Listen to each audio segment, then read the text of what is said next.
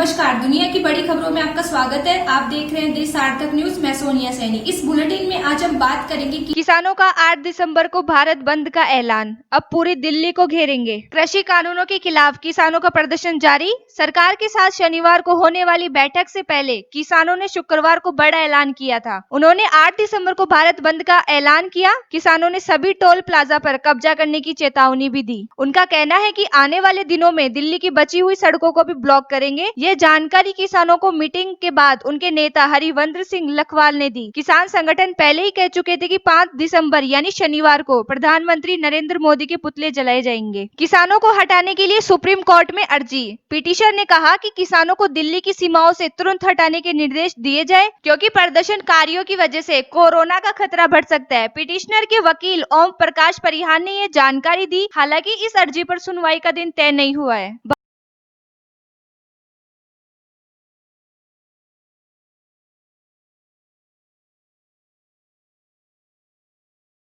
भगोड़े बिजनेसमैन विजय माल्या को विदेश में पहला झटका। फ्रांस में ईडी ने प्रॉपर्टी जब्त की। जब्त प्रॉपर्टी फ्रांस के 32 एवेन्यू एफओसीएच में है। इसकी कीमत 14 करोड़ रुपए है। भगोड़े कारोबारी विजय माल्या को विदेश में पहला झटका लगा है। 7 समुद्र पार फ्रांस में ईडी ने इसकी संपत्ति जब्त की है। जब्त की गई संपत्ति की कीमत 1.6 मिलियन यूरो 14 करोड़ रुपए बताई जा रही है। फ्रांस में एंटी मनी लॉन्ड्रिंग एक्ट के तहत इसे जब्त किया गया है। ईडी ने एक बयान जारी कर बताया है कि जांच में खुलासा हुआ था कि संपत्ति के निर्माण के लिए किंगफिशर एयरलाइंस लिमिटेड के बैंक खाते से एक बड़ी रकम विदेश में भेजी गई थी। जब्त प्रॉपर्टी फ्रांस के 32 एवेन्यू एफओसीएच में है। हालांकि किंगफिशर काफी पहले बंद हो चुकी है। ईडी ने कहा कि फ्रांसीसी अधिकारियों के कहने पर यह कार्रवाई की गई है। 9,000 करोड़ रुपए बाकी। बता दें कि भगोड़ा माल्या बैंकों का 9,000 करोड़ रुपए का कर्ज लेकर फरार है। हालांकि वह बार बार सरकार से ये अपील करता है कि सरकार मामला खत्म करे और पैसा ले ले, पर सरकार ने माल्या की अपील को ठुकरा दिया है। माल्या मार्च 2016 से ब्रिटेन में है। वह 18 अप्रैल 2017 को स्कॉटलैंड यार्ड द्वारा 3 साल पहले के प्रत्याहार पर वारंट पर जमानत पर है। हालांकि ब्रिटेन ने यह कह दिया था कि माल्या को भारत के हवाले तब तक नहीं किया जाएगा जब तक कि गोपनीय कानूनी मामले का समाधान नहीं हो जाता। फिलहाल ब्रिटेन और भारत इस मामले को जल्द सुलझाने की कोशिश कर रहे हैं। ब्रिटेन की कार्यकारी हाई कमिश्नर जेन थॉमसन ने कहा था कि माल्या को प्रत्यार्पित करने से पहले एक जरूरी कानूनी मसले को सुलझाना होगा।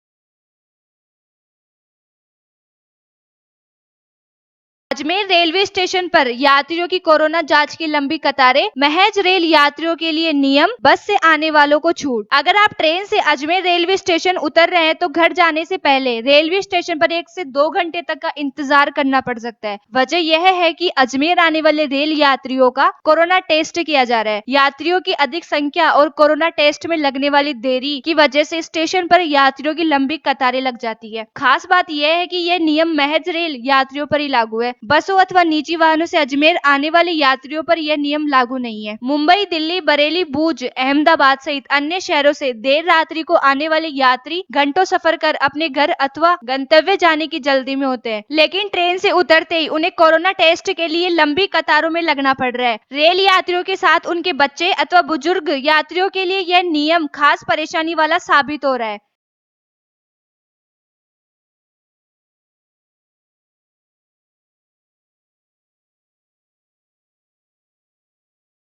जिम्मेदार देख रहे हैं तमाशा, दे रहे हैं कोरोना को दावत।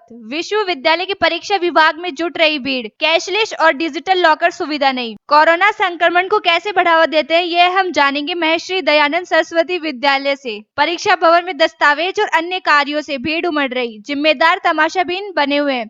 पूछने पर नवंबर में लगातार हुई छुट्टियों का हवाला देकर जिम्मेदारी से बचते दिख रहे हैं। काउंटर पर कैशलेस व्यवस्था और विद्यार्थियों के डिजिटल लॉकर नहीं बनने से ये हालात है। यही हाल यूजी और पीजी के रिजल्ट डीलिंग वाले हॉल में दिखा। विद्यार्थियों की भीड़ हॉल और कतार में लगी दिखी। अधिकारियों से पूछा तो बोले पिछले नवंबर में 3-4 दिन छुट्टियां थी, इसलिए भीड़ बढ़ना तो लाजमी है।